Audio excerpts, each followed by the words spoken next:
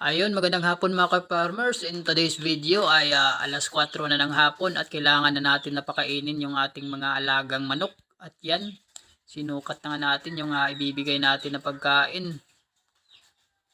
At pagkatapos nga na ma-prepare yung kanilang pagkain ay naglagay na rin tayo ng tubig dito sa kanilang painuman. Sapagkat naubos yung kanilang tubig at uhaw na uhaw yung ating mga manok. At mainit kasi ang panahon ngayon mga ka-farmers. So kailangan talaga nila ng maraming tubig. At nilagyan na nga natin dyan. Ang ginagamit namin ay yung 10 liters na lagayan ng tubig na mineral at sinasalin po namin dyan. At ginagawa namin ang pagsasalin sapagkat yung tubig namin dito ay mataas. Hindi naabot ng ahos, no? Hindi napapasok. Kailangan nahakutin talaga paakyat.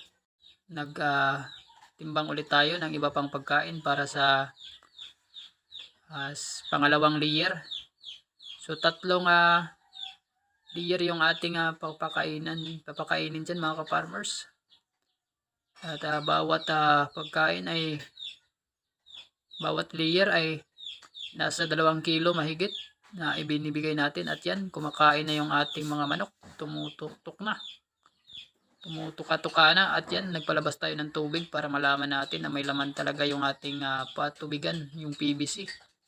At yan, gutom na gutom sila mga ka-farmers. So yung bilang ng manok natin ay nasa 288 na mga manok, no? At yan, yung iba ay nauhaw.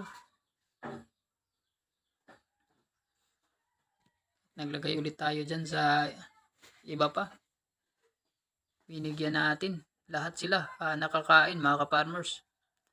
So yung binibigay namin dito na feeds ay yung chicken layer, sari manok. At yan, nangolekta na rin tayo ng itlog dyan. Yung kasama natin ang nanguha. At ngayong araw ay nakakolekta tayo ng 10 piraso. Ngayong hapon lang yan mga ka-farmers. 10 pirasong itlog. At hindi pa gaanong kalakihan siya mga ka-farmers. Yung sukat niya ay nasa ano pa lang. Galing sa piwi, pullets pa lang siya mga ka-farmers. Ayan, kinuha din sa kabila. Kabilaan yung pag-harvest natin mga ka-farmers.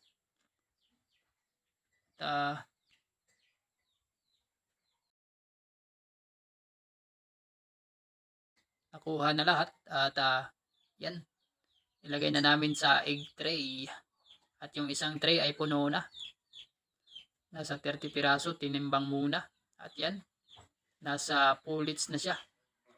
Lumaki-laki na yung ating mga itlog. Nung nakaraan ay nasa 40 grams pa lang, so ngayon medyo malalaki na mga ka-farmers at nakakatuwa lang tingnan. Yun lang mga ka-farmers, maraming salamat sa panonood. Peace out.